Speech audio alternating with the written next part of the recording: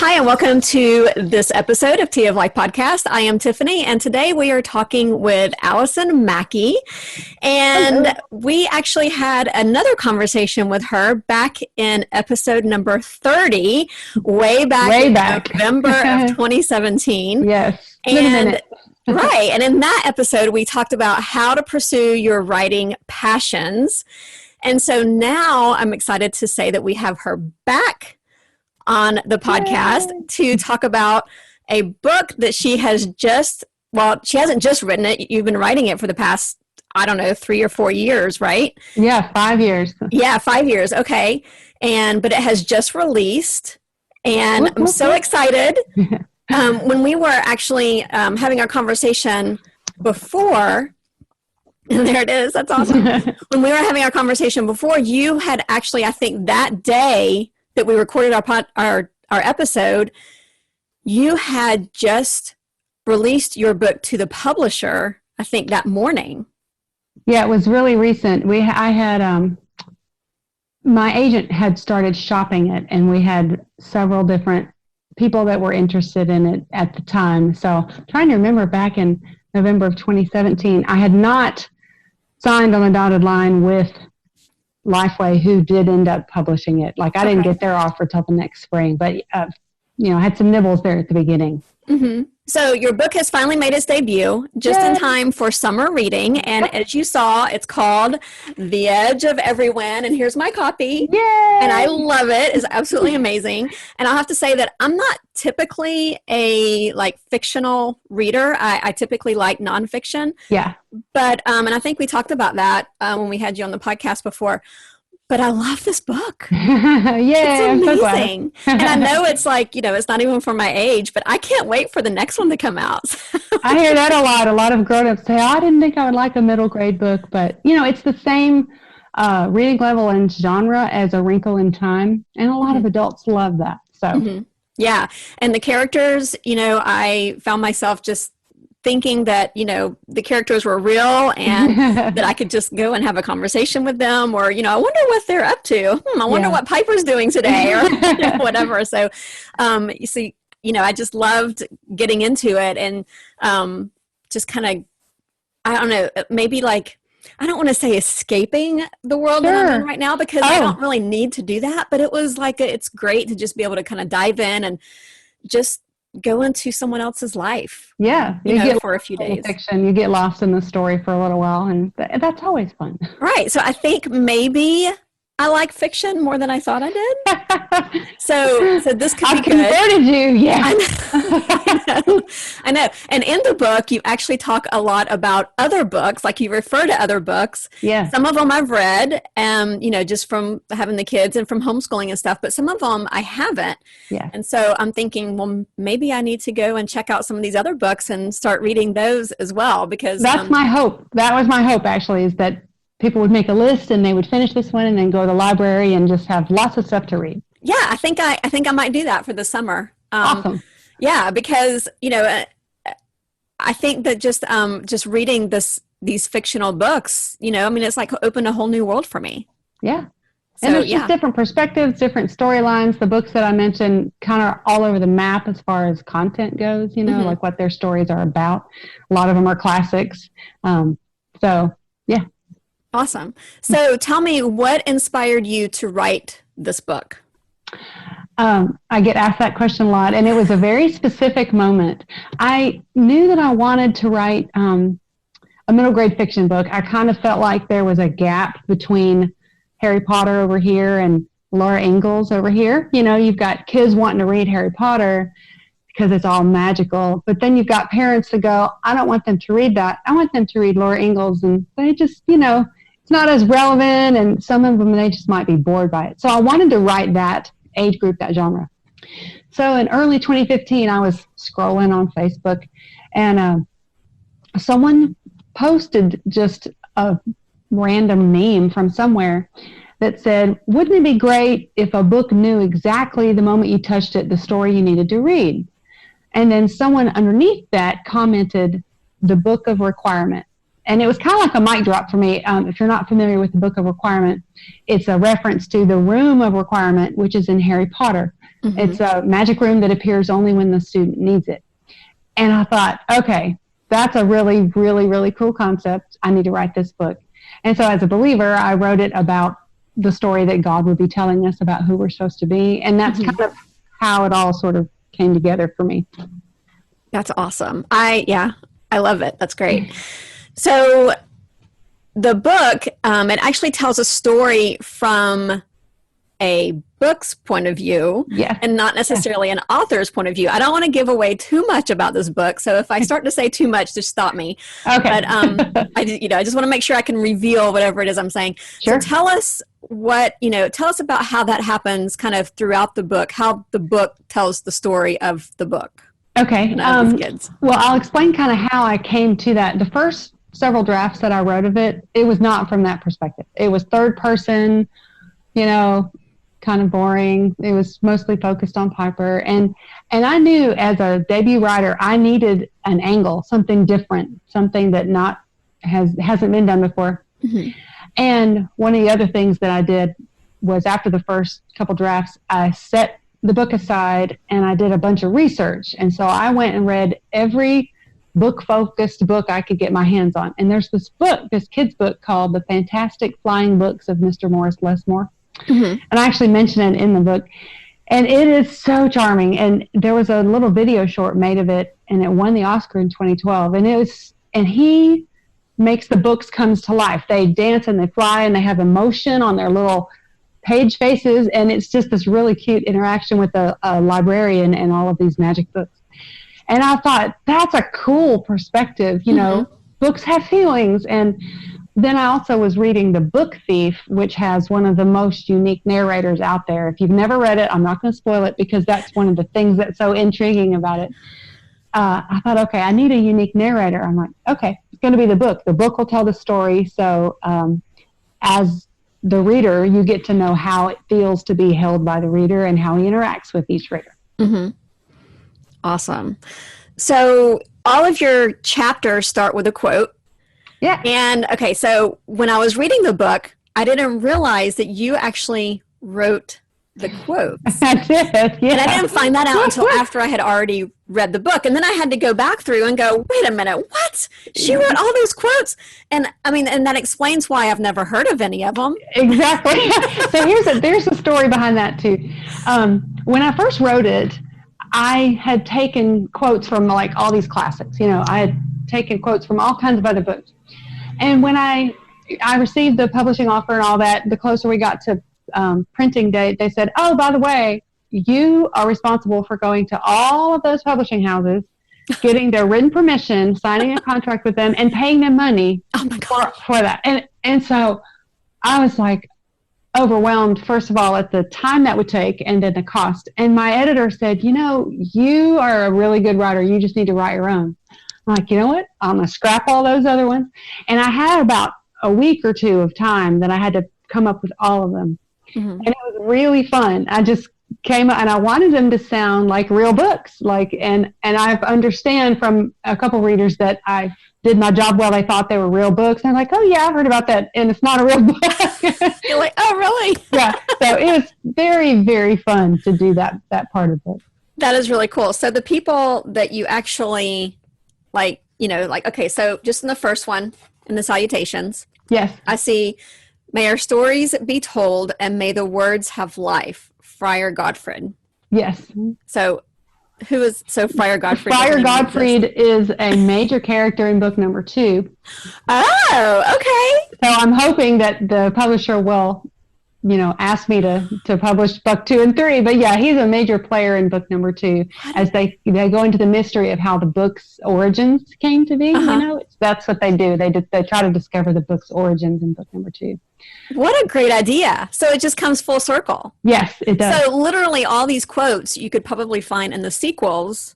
Well, not all of them. Some of them are just fun, like the poem about I stand them up all spine to spine and watch them duke it out. There's some that are just funny poems. Some are just snippets, and the authors are just people in my family tree. like winning, like I went through my family tree and I found, oh, that's a good name. And just random names. There are a couple that are public domain, and I did give attribution in the back for those. But yeah, the rest of them are just made up. So how do you sit and make up quotes? Well, okay. One way I got inspired to do that, I like to be on Goodreads, and Goodreads is big on lists, and they have lists of quotes. And so you just type in book-related quotes or book-centric quotes. And literature's full. There's hundreds and hundreds of them. So I began to read them, and I'm like, okay. And then I just made it my own. Yeah. So there's a lot of inspiration there, because it seems like, when you're going through life or going throughout your day, something can happen and a good quote can come to your mind and you're like, oh, that's fantastic. I should totally write that down. But when you're sitting and you're like, oh my gosh, I have to come up with quotes. Like, I can't imagine, like my brain would be completely dead. Like, there's no way I'd be able to just pull that out. Yeah, I had this sequester, and I had to really focus for that because I knew I had a deadline, but it was actually, I had a lot of fun doing that. And within a week too, you said you got it done within a week. Wow. Yeah. Wow. Do you work better under pressure?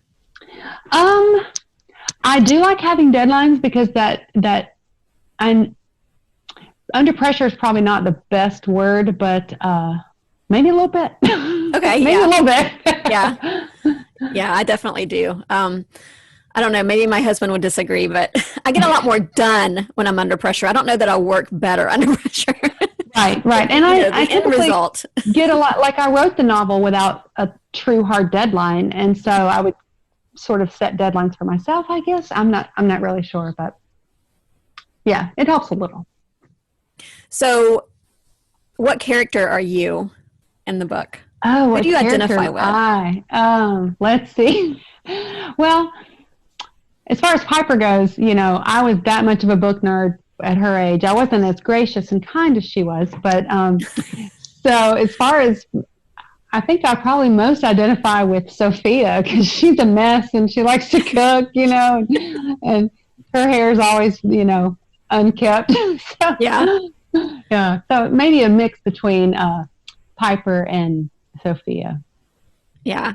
I can see myself being the same way. I don't know, maybe a little bit of the aunt too. Oh, I'm sad to say, but and that's actually, I have I don't know if she's actually a blood relative. When I was a child, we had an Aunt Beryl that's who she's named for. Like, she's actually someone in my family. Oh, yay. So she needs to not read the book then. Well, she was in her 90s when I was 6 or 7, so, she's okay now. Okay, yeah, so it's fine. And I actually no accountability there. Yeah, none. And I actually had, back in my family tree, my relative's name was Original Asher Brown was his name. Oh, wow. And so I was like, I got to use that name in a book somewhere. So that's where I came up with his name, it's in my family tree. That's awesome. So you kind of wonder what was going through his mom's head. He's an original. He's an original. Like, did she just look at him and go, he's an original? And then, or was it like pronounced differently maybe or something? I don't know. And, today, if you heard some kid named Original, you wouldn't be surprised that much by it. But back in the 1800s when he lived, that was very original. I don't know. Yeah. Yeah, I guess so. So, is there going to be a sequel? I hope that there are 3. I hope that it'll be a trilogy. Mm-hmm. When you're an unpublished, untested author, the truth is only 25% of books ever make their advance back. 75% don't. So it's a gamble when the publisher publishes anything.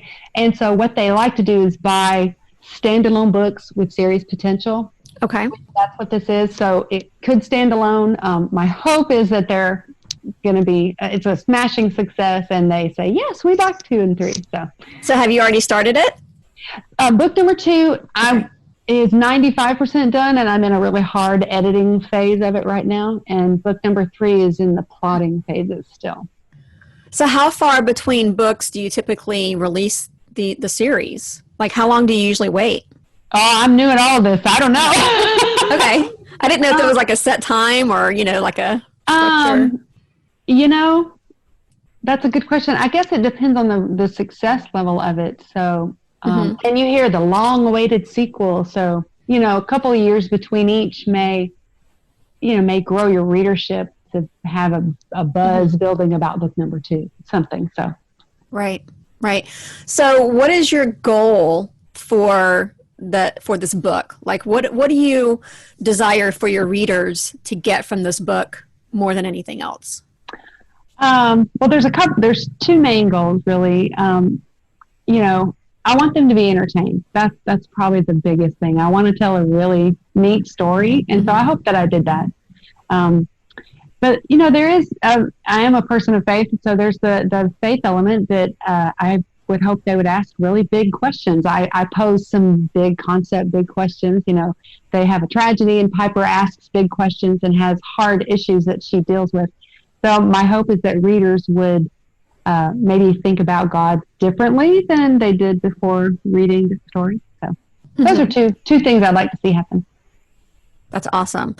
So I also saw on your book release online party that you had on your Facebook thing, that you have activity kits for the book. Tell me about those. My publicist team, it was so great. They came up with the idea of having an activity kit. I can provide you with the link. It's just a free download.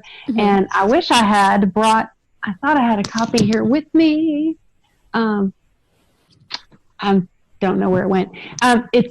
You just print off. It's, I think, 3 pages total, and it's front and back, and then you fold it a certain way, and there's like a book making activity where you can punch a little hole in it, and there's a crossword puzzle and a word search, and there's also a recipe for how to make snickerdoodles, because one of the chapters is about snickerdoodles. So and I wanted to make snickerdoodles. Yeah, there's a recipe and instructions about how to make snickerdoodles in there, and so it's a cute activity that parents could print off and do with their kids.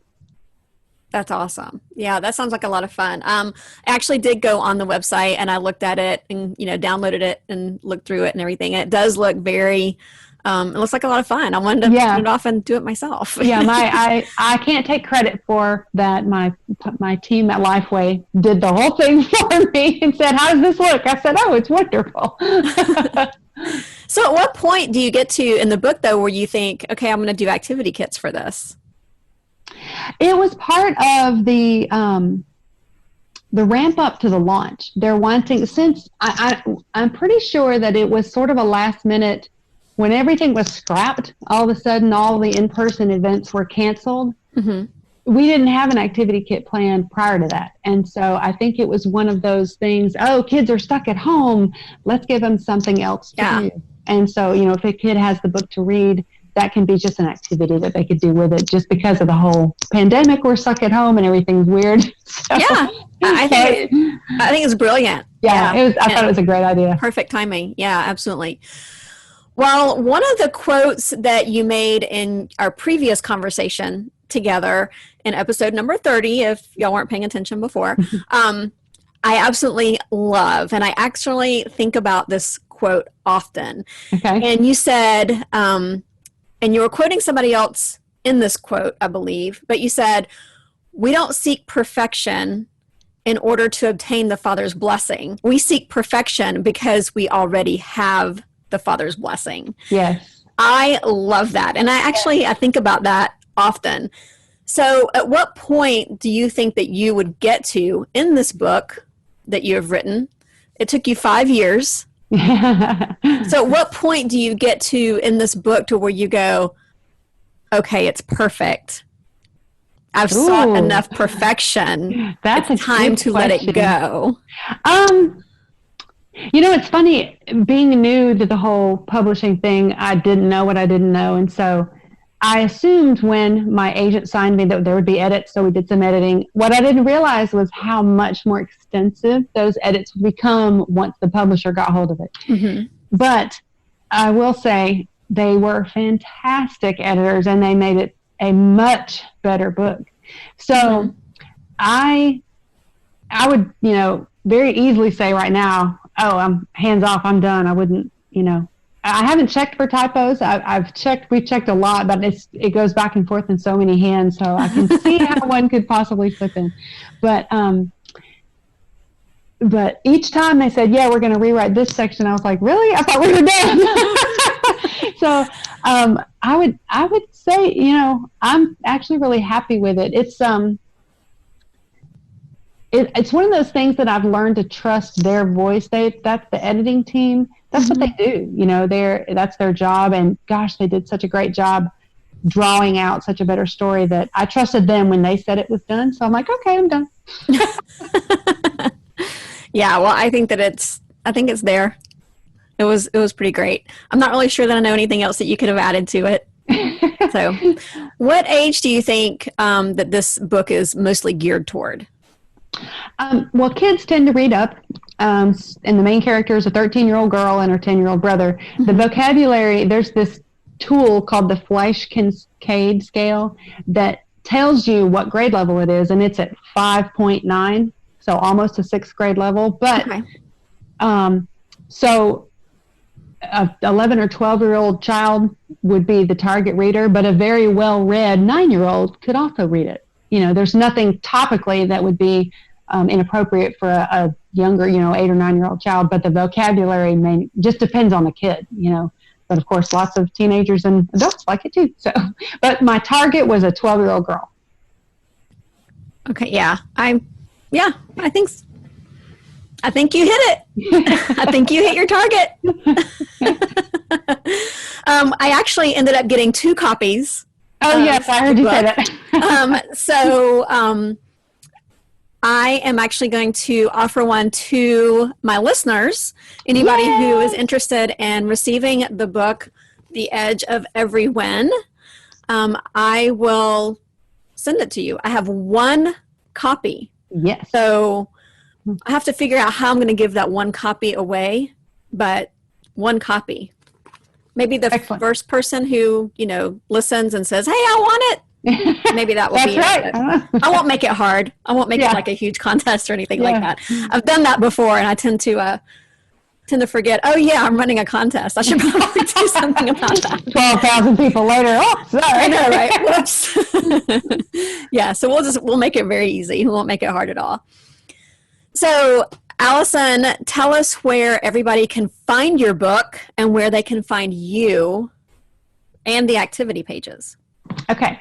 Find me. There's several places. I am on Facebook. It's author A.S. Mackey. And I'm on Twitter, author A.S. Mackey, and on Instagram.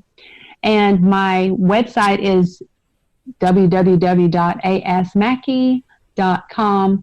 The activity kit is available on, it will be available on my website. It isn't at the moment because I'm trying to figure out my website.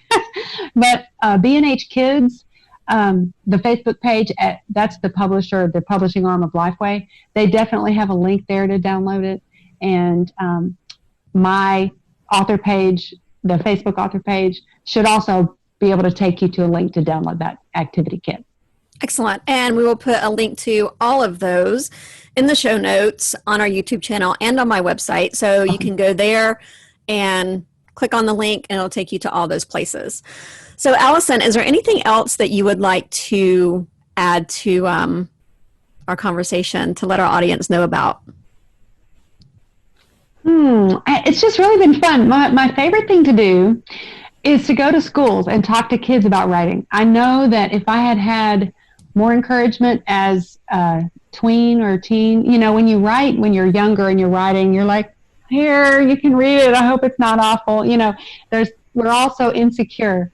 And if I did have my senior high school teacher really encouraged me. And I remember that now, years later. So I love to go to schools. I've done that several times, and I know school, we had a bunch planned and then school let out. So yeah, those didn't happen. But I do hope that once school gets back in the fall, I will be able to go, because I have about a 30 or 40 minute interactive talk that I talk about inspiration and passion and, creativity and creative writing, kind of whatever the teacher really wants me to focus on, I can focus on that. And I've done public schools and Christian groups. So, it's sort of whatever the teacher wants. So I'm looking forward to talking to the kids.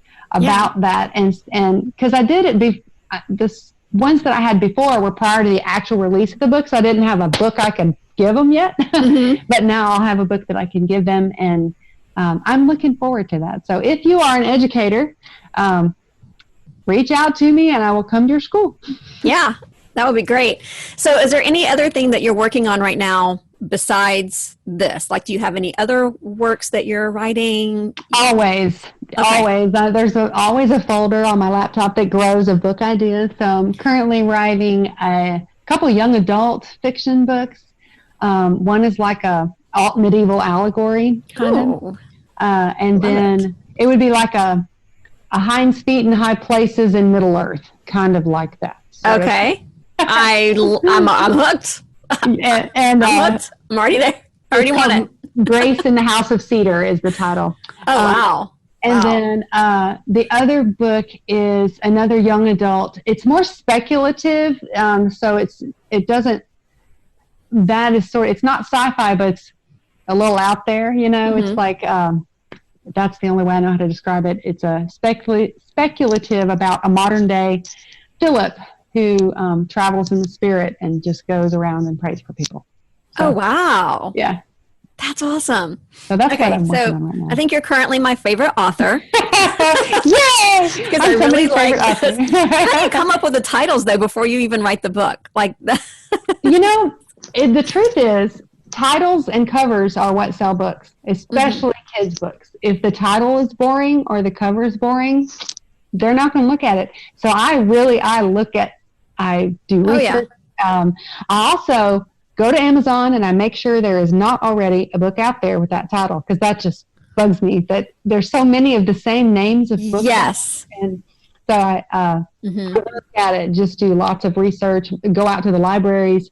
Amazon, of course, seems like has every book out there. So that's kind of a safe search engine to make sure your title's not already taken.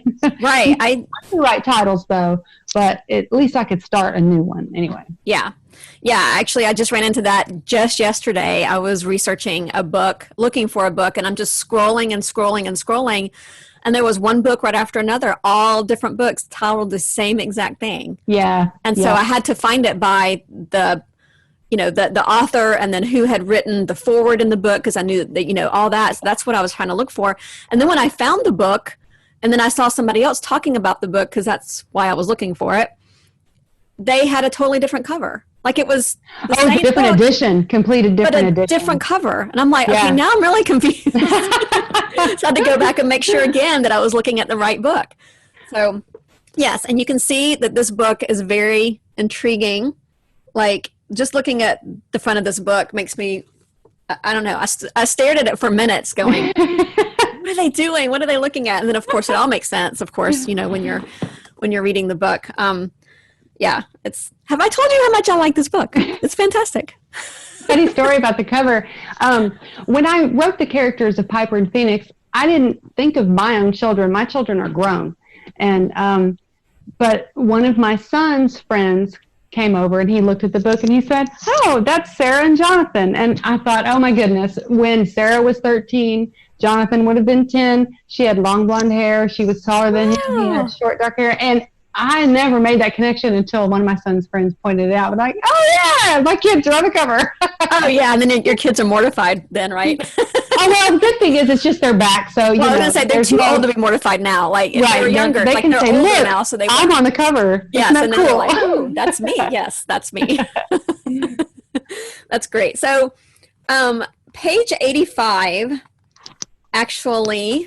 Page 85. I'll turn to page 85. It kind of explains a little bit about the Everywhen. Yes. So I was wondering if you would want to read the first two paragraphs. On page 85. On page 85. Okay, first two paragraphs. Okay, like where it starts Mr. Green and then ending at the word disappears. Okay, sure. I got you. Mr. Green touched his finger to his nose with a wide grin and said, ding! Good answer, young lady. It's all of time. Every moment that has ever happened or ever will happen. We have such small brains that it's hard for us to think about things without time getting in the way. But time is a man-made invention. It helps my little head to realize that God isn't just everywhere, but he's also everywhen, before me, after me, writing this unending story that I'm a small part of. Gives me a little perspective, I suppose. So what's the edge of it then? Piper asked. Excellent question, Miss Prodigy, Mr. Green said. This is how I look at it. We're so wrapped up in ourselves and our lives and our problems that we think this is all there is, he said, waving his hands in the air and gesturing to the sky and the cottage porch. Most of us walk through life with an invisible wall around us, unaware of what exists outside our imagination. Sometimes, in certain places or during certain moments, that wall becomes thin, so thin that it's like a curtain or a transparent veil. So as far as I see it, living on the edge of everyone means you constantly press into that veil, listening, searching, and watching for it to be stretched so thin that it disappears. Yes. Yeah, I came upon the concept of everyone when I was researching the book. You know, I wanted to talk about the timelessness of God in our American, our English culture. We don't have a word for that. And so it's a different cultures do, and they use that word everyone, and it just stuck. I thought, oh, okay, that's something we can kind of dig into there. But it's not so deep that a 12-year-old can't grasp it. Right. And I love those 2 paragraphs. I love how you described it. And, once I got to that point, of course, you can ask me, what does every when mean? And I can probably, figure that out based on every and when, right? But then when you got to that description, it just hit me and I thought, that's it. I mean, I don't know. There was just something very deep, but very simple. Yes. About that explanation there. So it got me. Yay, good. I laughed, I cried, all those things during this book. So I had someone say that, great word you came up with. Oh, I did not come up with that word. I found it. So, thank you, Allison, for being on the podcast today. Is there anything else that you would like to share while we're here? It's fun to come back full circle. Back in 2017, I had all these hopes and I never thought, oh, I'll be published with Lifeway. Like Lifeway does Beth Moore. They just, yeah. So it's kind of surreal in a lot of ways. But in other ways, I don't think it's hit me yet because all the in-person events were canceled. And so it's kind of, it's been fun and I've learned a lot. Beth Moore, Allison Mackey. Yeah, might be very close on the shelf sitting next to Beth Moore, right? Yeah, should be. Yeah. So I've learned a lot. I'm excited to write more. So hopefully this is just the first of many. So we can find your book, obviously, at... Yes, okay. You can find it at lifeway.com. If you type theedgeofeverywhen.com, that will automatically direct you to Lifeway. And you can also find it on Amazon. They do have a Kindle. And I'm so excited. There's an audiobook coming. And there was a meeting with the publisher that said, what is Novus Fabula? What does the narrator sound like? I said, oh, he's male, he's British, and he has a baritone voice. So they procured a lovely, deep-voiced British gentleman to read the book, and they sent me a clip of it. It's fabulous. So that will be available soon through Audible. I'm not sure how much longer it'll be, but I'm thinking like James Bond, kind of. Sort of like a Colin Firth, or just a nice deep. Yeah, James Bond would actually not be too bad. And so you can order them from any bookstore. Some bookstores will carry them on the shelf. Some people aren't going to stores these days, so definitely online, definitely on Kindle, and lifeway.com. Yes, absolutely. Well, thank you, Allison, for being on the podcast again today. This has been absolutely amazing. Yes, absolutely. Anytime. And I'd like to go ahead and book our next session for when your sequel comes out. Yes, absolutely. Have you on again. Absolutely. Like I said, you're now my favorite author. So I'll be reading all your books that come out. Awesome. Yay. You can be president of my fan club. All right, I can do that. Thanks, Tiffany. All right, thanks, Allison.